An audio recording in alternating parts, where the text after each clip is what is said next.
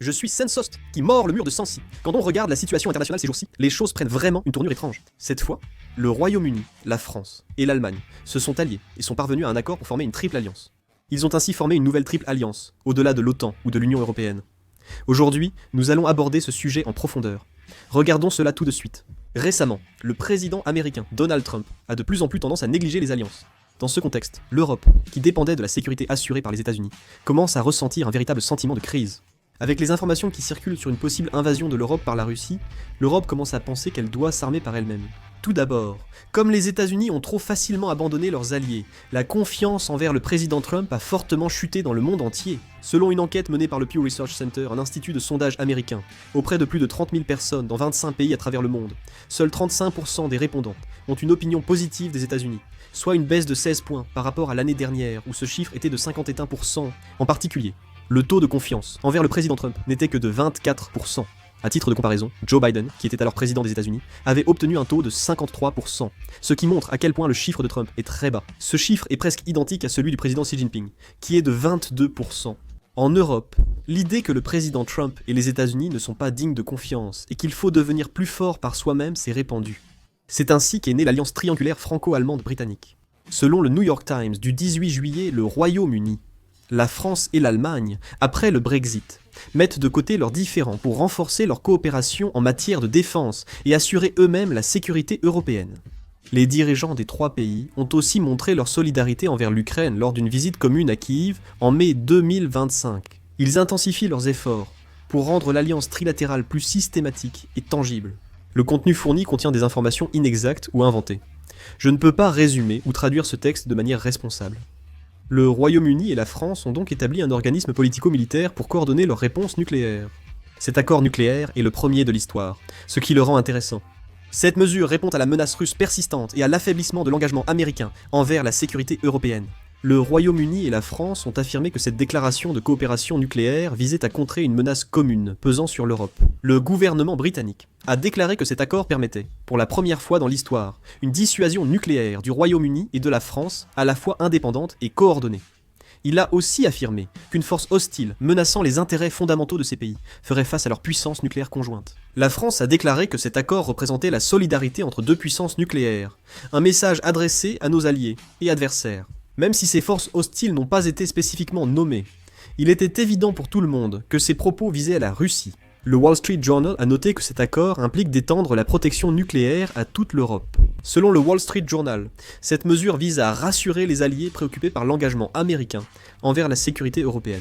Il a analysé que le but était d'accroître l'indépendance face au filet de sécurité américain, qui possède une force nucléaire supérieure, et de mettre les armes nucléaires britanniques et françaises à disposition dans toute l'Europe. Ce n'était pas tout. Le 17 juillet, l'Allemagne et le Royaume-Uni ont signé l'accord de Kensington. Il suffit de regarder l'article 3, paragraphe 3 de cet accord. L'Allemagne et le Royaume-Uni ont conclu un accord de défense mutuelle. Selon l'article 3, paragraphe 3, en tant qu'alliés proches, ils s'engagent à défendre leur souveraineté et à se soutenir mutuellement, même militairement, en cas d'attaque armée contre l'un d'eux. Le Royaume-Uni et l'Allemagne sont déjà liés par le traité de défense collective de l'OTAN, en tant que membres de l'Alliance. Il n'était donc pas nécessaire de conclure un accord de défense mutuelle, mais ils en ont signé un nouveau, cette fois-ci. Pour la première fois depuis la Seconde Guerre mondiale, l'Allemagne et le Royaume-Uni ont conclu un accord global sur la défense et l'économie. De plus, l'accord de Kensington inclut le développement d'un missile d'une portée de 2000 km, avec une échéance précisée pour le développement dans les 10 prochaines années. Une portée de 2000 km suffit largement à frapper le territoire russe. L'alliance de sécurité triangulaire entre le Royaume-Uni, la France et l'Allemagne se concrétise plus rapidement que prévu et pourrait évoluer vers un système de sécurité commun plus concret et structuré, au-delà du symbolique. Ce mouvement marque le début d'une plateforme de sécurité alliée avec des objectifs stratégiques et une vision à moyen et long terme, plutôt qu'un simple événement diplomatique ponctuel. Emmanuel Macron, le président français, prévoit de se rendre à Berlin prochainement pour discuter en profondeur des mesures de coopération en matière de sécurité avec le chancelier allemand Friedrich Merz. Cela marque un tournant concret dans la coopération stratégique tripartite de haut niveau, faisant suite à la déclaration sur la coordination de l'utilisation des armes nucléaires signée entre le Royaume-Uni et la France à Londres en juillet, et au traité de Kensington incluant l'accord de défense mutuelle entre le Royaume-Uni et l'Allemagne. Ces trois pays soutiennent non seulement l'Ukraine, mais envisagent également d'envoyer des forces de maintien de la paix en prévision de l'après-guerre, ce qui est particulièrement remarquable. Ils continuent les alliances de la volonté. Un cadre militaire inhabituel permettant des opérations indépendantes, sans le soutien de l'Organisation des Nations Unies, de l'Union Européenne ou de l'OTAN, dépassant la simple rhétorique politique. Cette alliance de volonté a une portée qui dépasse le simple déploiement militaire.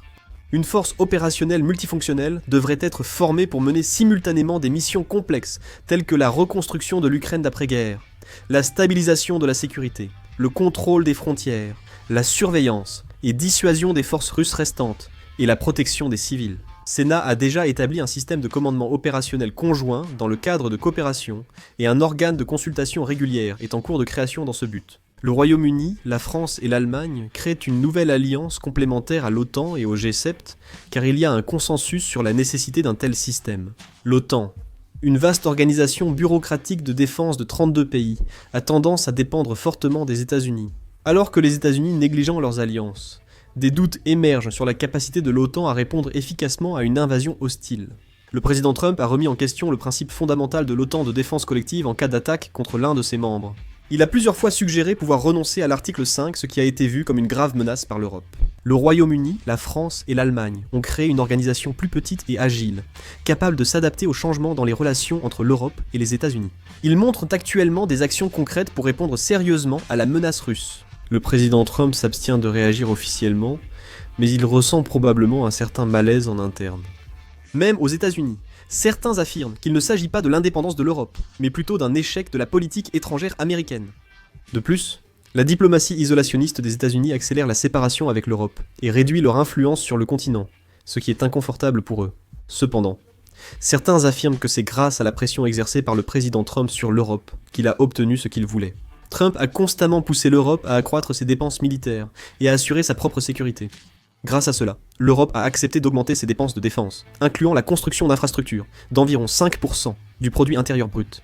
Mais à ce moment-là, le président Trump a intensifié la pression. Le Royaume-Uni, la France et l'Allemagne ont formé une alliance pour défendre l'Europe de manière autonome. Les États-Unis peinent à gérer simultanément la Chine et la Russie. Avec l'Europe décidant de se défendre seule en cas de guerre sur son territoire, les Américains pourront se concentrer uniquement sur la Chine. Ainsi, certains analystes affirment que la stratégie de Trump a porté ses fruits. Il est encore trop tôt pour affirmer que cette alliance trilatérale vient de débuter.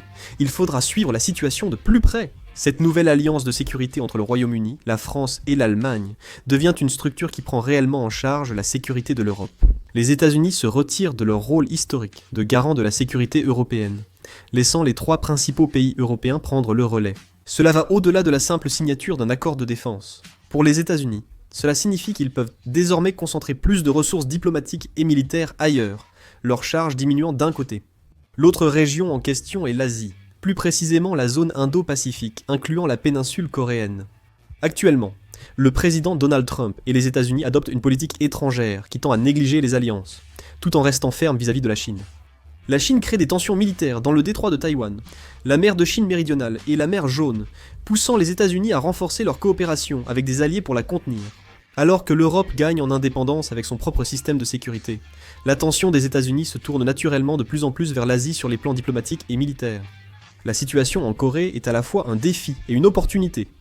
La péninsule coréenne demeure l'une des régions les plus à risque de conflits militaires dans le monde. Le développement nucléaire et les essais de missiles de la Corée du Nord, ainsi que l'alliance sino-russe, montrent que la Corée du Sud reste un allié essentiel des États-Unis en Asie. Cependant, il ne faut pas oublier que les États-Unis sont devenus plus exigeants envers leurs alliés en termes de confiance. Dans des déclarations passées, le président Trump a tenu à plusieurs reprises des propos dangereux, comme exiger que la Corée paie davantage pour la défense ou remettre en question la protection des alliés en cas d'attaque, selon la situation. Cette approche va au-delà de la rhétorique diplomatique et s'inscrit dans une stratégie visant à promouvoir l'autonomie militaire et diplomatique des alliés, ainsi qu'à réorganiser le réseau de sécurité centré sur les États-Unis. La diplomatie sud-coréenne doit aujourd'hui transmettre un message clair aux États-Unis. C'est sa tâche la plus importante. Autrement dit, la Corée du Sud reste un partenaire stratégique clé des États-Unis, et elle doit sans cesse prouver, par ses actions, ses politiques et ses messages stratégiques sur la scène internationale, qu'elle est un pays en qui les États-Unis peuvent avoir confiance et avec lequel ils peuvent coopérer. En somme, l'Europe opte pour l'indépendance, tandis que les États-Unis se concentrent sur l'Asie. La façon dont nous exploiterons cette tendance définira le pouvoir diplomatique, la position stratégique, l'économie et la sécurité de la Corée. Il ne suffit plus de scander des slogans pour préserver l'alliance Corée-États-Unis, mais de préparer concrètement la Corée à devenir un pays stratégiquement central face aux changements structurels mondiaux. Le partage nucléaire, l'alliance avec l'Allemagne et la participation à l'OTAN, via le triangle stratégique Royaume-Uni-France-Allemagne, marquent une nouvelle ère, au-delà d'un simple accord. Désormais, la situation internationale commence à évoluer sans les États-Unis. Le monde change, alors quel choix devons-nous faire au sein de cette immense vague de transformation? Je suis curieux d'avoir vos avis. Partagez-les dans les commentaires. Fin de la vidéo. Merci.